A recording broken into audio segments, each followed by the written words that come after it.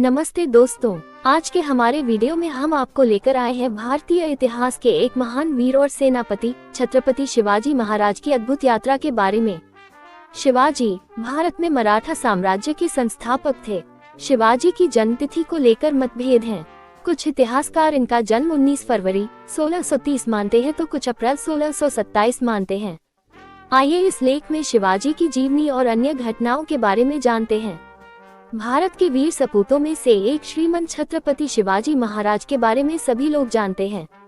बहुत से लोग इन्हें हिंदू हृदय सम्राट कहते हैं तो कुछ लोग इन्हें मराठा गौरव कहते हैं, जबकि वे भारतीय गणराज्य के महानायक थे। छत्रपति शिवाजी महाराज का जन्म सन 19 फरवरी 1630 में मराठा परिवार में हुआ। कुछ लोग 1627 में उनका जन्म बताते हैं। उनका पूरा नाम शिवाजी भोसले था। शिवाजी पिता शाहजी और माता जीजाबाई के पुत्र थे। उनका जन्म स्थान पुणे के पास स्थित शिवनेरी का दुर्ग है। राष्ट्र को विदेशी और आताई राज्य सत्ता से स्वाधीन करा सारे भारत में एक सार्वभौम स्वतंत्र शासन स्थापित करने का एक प्रयत्न स्वतंत्रता के अनन्य पुजारी वीर प्रवर शिवाजी महाराज ने भी किया था। इसी प्रकार उन्हें एक अग्रगण्य वीर एवं अमर स्वतंत्रता सेनानी स्वीकार किया जाता है। महाराणा प्रताप की तरह वीर शिवाजी राष्ट्रीयता के जीवन प्रतीक एवं परिचायक थे। आओ जानते हैं श्रीमंत छत्रपति वीर शिवाजी के बारे में। शिवाजी महाराज भारतीय इतिहास में वह नाम है जो अमर वीरता, साहस और देशभक्ति की नई परिभाषा है। उनका सफर हर भारतीय के दिलों में एक अजरामर चिन्ह बना हुआ है। शिवाजी पर मुस्लिम विरोधी होने का दोषारोपण किया जाता रहा है, पर यह सत्य इसलिए नहीं कि उनकी सेना में तो अनेक मुस्लिम नायक एवं सेनानी थे ही, अनेक मुस्लिम सरदार और सूबेदारों जैसे लोग भी थे। वास्तव में शिवाजी का सारा संघर्ष उस कट्टरता और उद्दंडता के विरुद्ध था जिसे औरंगजेब जैसे शासकों और उसकी छत्रछाया में पलने वाले लोगों ने अपना रखा था। 1674 की ग्रीष्म ऋतु में शिवाजी ने धूमधाम से सिंहासन पर बैठकर स्वतंत्र प्रभुसत्ता की नींव रखी। दबी कुचली हिंदू जनता को उन्होंने भयमुक्त किया। हालांकि ईसाई और मुस्लिम शासक बल प्रयोग के जरिए बहुसंख्य जनता पर अपना मथोपते अतिरिक्त कर लेते थे, जबकि शिवाजी के शासन में इन दोनों संप्रदायों के आराधना स्थलों की रक्षा ही नहीं की गई बल्कि धर्मांतरित हो चुके मुसलमानों और ईसाइयों के लिए भयमुक्त माहौल भी तैयार किया। शिवाजी ने अपने 8 मंत्रियों की परिषद के जरिए उन्होंने 6 वर्ष तक शासन किया। उनकी प्रशासनिक सेवा में कई मुसलमान भी शामिल थे। उनका बचपन उनकी माता जीजाऊ के मार्गदर्शन में बीता। माता जीजाबाई धार्मिक स्वभाव वाली होते हुए भी गुण स्वभाव और व्यवहार में वीरना नारी थी। इसी कारण उन्होंने बालक शिवा का पालन पोषण रामायण, महाभारत तथा अन्य भारतीय वीरात्माओं की उज्जवल कहानियां सुना और शिक्षा देकर किया था। दादा कोंडदेव के संरक्षण में उन्हें सभी तरह की सामयिक युद्ध आदि विधाओं में भी निपुण बनाया था। धर्म, संस्कृति और राजनीति की भी उचित शिक्षा दिलवाई थी। उस युग में परम संत रामदेव के संपर्क में आने से शिवाजी पूर्णतया राष्ट्रप्रेमी, कर्तव्यपरायण एवं कर्मठ योद्धा बन गए। उनकी यादें और उनके योद्धा शौर्य भारतीय इतिहास में अज्ञात राहों को भी जाने और समझने की दिशा में हमें आगे बढ़ाते हैं। बचपन में शिवाजी अपनी आयु के बालक इकट्ठे कर उनके नेता बनकर युद्ध करने और किले जीतने का खेल खेला करते थे। युवावस्था में आते ही उनका खेल वास्तविक कर्म शत्रु बनकर शत्रुओं पर आक्रमण कर उनके किले आदि भी जीतने लगे। जैसे ही शिवाजी ने पुरंदर और तोरण जैसे किलों पर अपना अधिकार जमाया, वैसे ही उनके नाम और कर्म की सारे दक्षिण में धूम मच गई। ये खबर आग की तरह आगरा और दिल्ली तक जा पहुंची। अत्याचारी किस्म के तुर्क, यवन और उनके सहायक सभी शासक उनका नाम सुनकर ही मारे डर के चिंतित होने लगे थे। छत्रपति शिवाजी महाराज का विवाह सन 14 मई 1640 में सईबाई निम्बालकर के साथ लाल महल, पुणे में हुआ था। उनके पुत्र का नाम संभाजी था। संभाजी 14 मई 1657 मृत्यु 11 मार्च 1689 शिवाजी के ज्येष्ठ पुत्र और उत्तराधिकारी थे, जिसने 1680 से 1689 तक राज्य किया। शंभूजी में अपने पिता की कर्मठता और दृढ़ संकल्प का अभाव था। संभाजी की पत्नी का नाम येसुबाई था। उनके पुत्र और उत्तराधिकारी राजाराम थे। संभाजी को विश्व का प्रथम बाल साहित्यकार माना जाता है। 14 वर्ष की आयु तक बुद्धभूषणम, संस्कृत नायकाभेद, 7 शतक, नक्शिक, हिंदी इत्यादि ग्रंथों की रचना करने वाले संभाजी विश्व के प्रथम बाल साहित्यकार थे। मराठी, हिंदी, फारसी, संस्कृत, अंग्रेजी, कन्नड़ आदि भाषाओं पर उनका प्रभुत्व था। जिस तेजी से उन्होंने लेखनी चलाई, उसी तेजी से उन्होंने तलवार भी चलाई।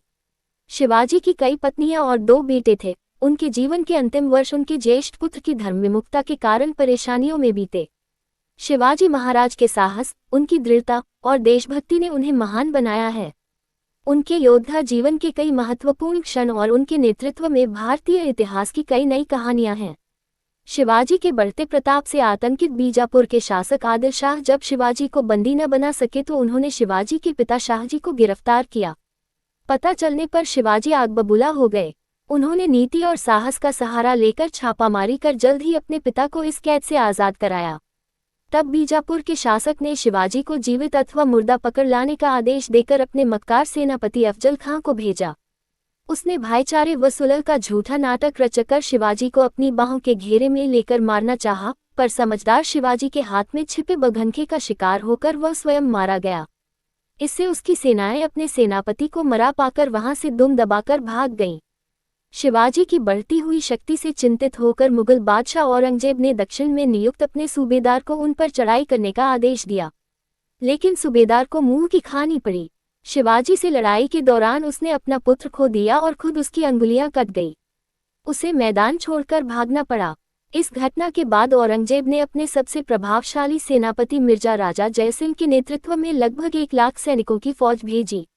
शिवाजी को कुचलने के लिए राजा जयसिंह ने बीजापुर के सुल्तान से संधि कर पुरंदर के किले को अधिकार में करने की अपनी योजना के प्रथम चरण में 24 अप्रैल 1665 को रजगढ़ के किले पर अधिकार कर लिया। पुरंदर के किले की रक्षा करते हुए शिवाजी का अत्यंत वीर सेनानायक मुरारजी बाजी मारा गया। पुरंदर के किले को बचा पाने में अपने को असमर्थ जानकर शिवाजी ने महाराजा जयसिंह से संधि की पेशकश की।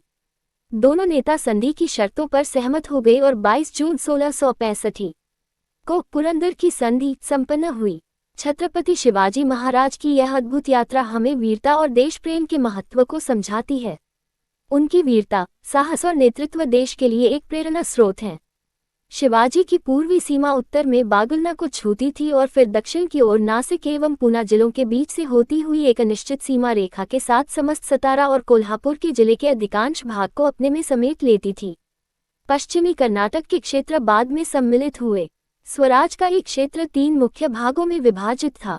1. पूना से लेकर सलहर तक का क्षेत्र कोंकण का क्षेत्र, जिसमें उत्तरी कोंकण भी सम्मिलित था, पेशवा मोरोपंत पिंगले के नियंत्रण में था। 2. उत्तरी कनारा तक दक्षिणी कोंकण का क्षेत्र अन्नाजी दत्तों के अधीन था।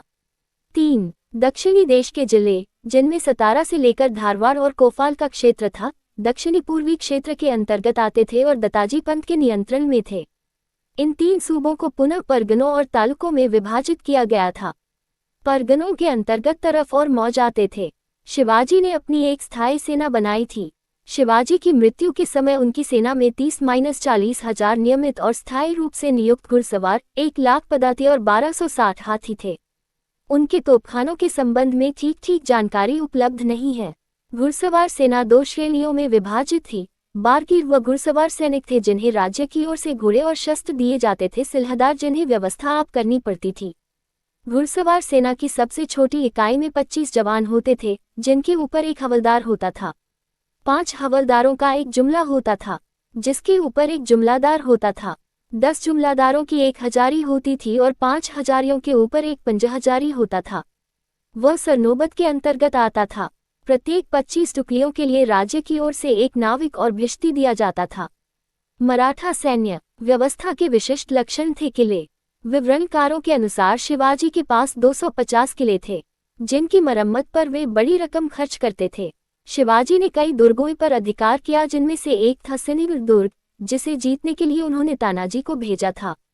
इस दुर्ग को जीतने के दौरान तानाजी ने वीरगति पाई थी। गढ़ाला पण सिंह गेला, गढ़ तो हमने जीत लिया पर सिंह हमें छोड़कर चला गया। बीजापुर के सुल्तान की राज्य सीमाओं के अंतर्गत रायगढ़, 1646 में चाकन, सिनेगढ़ और पुरंदर सरीखे दुर्ग भी शीघ्र उनके अधिकारों में आ गए। अपनी सुरक्षा का पूर्ण आश्वासन प्राप्त कर छत्रपति शिवाजी आगरा के दरबार में औरंगजेब से मिलने के लिए तैयार हो गए।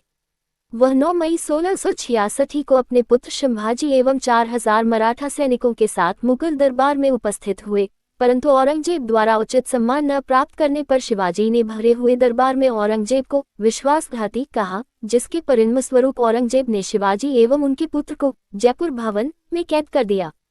वहां से शिवाजी 13 अगस्त 1686 को फलों की टोकरी में छिपकर फरार हो गए और 22 सितंबर 1686 को रायगढ़ पहुंचे। कहते हैं कि छत्रपति शिवाजी ने ही भारत में पहली बार गुरिल्ला युद्ध का आरंभ किया था। उनकी इस युद्ध नीति से प्रेरित होकर ही वियतनामियों ने अमेरिका से जंगल जीत ली थी। इस युद्ध का उल्लेख उस काल में रचित शिव सूत्र में मिलता है। गुरिल्ला युद्ध एक प्रकार का छापामार युद्ध। मोटे तौर पर छापामार युद्ध अर्धसैनिकों की टुकड़ियों अथवा अनियमित सैनिकों द्वारा शत्रुसेना के पीछे या पार्श्व में आक्रमण करके लड़े जाते हैं। हिंदू पद पादशाही के संस्थापक शिवाजी के गुरु रामदास जी का नाम भारत के साधु संतों व विद्वत समाज में सुविख्यात है। उन्होंने दासबोध नामक एक ग्रंथ की रचना भी की थी, जो मराठी भाषा में है। संपूर्ण भारत में कश्मीर से कन्याकुमारी तक उन्होंने 1100 मठ तथा अखाड़े स्थापित कर स्वराज्य स्थापना के लिए जनता को तैयार करने का प्रयत्न किया। उन्हें अखाड़ों की स्थापना का श्रेय जाता है, इसीलिए उन्हें भगवान हनुमान जी का अवतार माना गया, जबकि वे हनुमान जी के परम भक्त थे। छत्रपति शिवाजी महाराज अपने गुरु से प्रेरणा लेकर ही कोई कार्य करते थे। छत्रपति महाराजा शिवाजी को महान शिवाजी बनाने में समर्थ रामदास जी का बहुत बड़ा योगदान रहा। महाराष्ट्र के उस्मानाबाद जिले में स्थित है तुलजापुर, एक ऐसा स्थान जहां छत्रपति शिवाजी की कुलदेवी मां तुलजा भवानी स्थापित हैं, जो आज भी महाराष्ट्र व अन्य राज्यों के कई निवासियों की कुलदेवी के रूप में प्रचलित हैं। वीर श्रीमंत छत्रपति शिवाजी महाराज की कुलदेवी मां तुलजा भवानी हैं। शिवाजी महान उन्हीं की उपासना करते रहते थे। मान्यता है कि शिवाजी को खुद देवी मां ने प्रकट होकर तलवार प्रदान की थी। अभी ये तलवार लंदन के संग्रहालय में रखी हुई है। आपके लिए हम लाए हैं छत्रपति शिवाजी महाराज की यादों और उनकी योद्धा यात्रा के उन अनमोल क्षणों को, जो भारतीय इतिहास का हिस्सा हैं। लंबी बीमारी के चलते 1680 में वीर छत्रपति शिवाजी ने दम तोड़ दिया और उनके साम्राज्य को उनके बेटे संभाजी ने संभाल लिया। गौ ब्राह्मण प्रतिपालक, यवन पर पीड़ित, प्रौढ़ प्रताप पुरंदर, क्षत्रिय कुलावतंश, राजाधिराज, महाराज, योगीराज, श्री श्री श्री छत्रपति शिवाजी महाराज की जय। जय भवानी, जय शिवाजी। दोस्तों, चलिए ये कहानी समाप्त करते हैं। नए हो तो चैनल को सब्सक्राइब करें, लाइक करें, वीडियो पसंद आई हो तो बेल आइकॉन दबाकर अपने दोस्तों के साथ शेयर कीजिए और इस खूबसूरत यात्रा में हम सभी मिलकर सहयोगी बने। आशा है कि आपको हमारी यह यात्रा पसंद आएगी। धन्यवाद।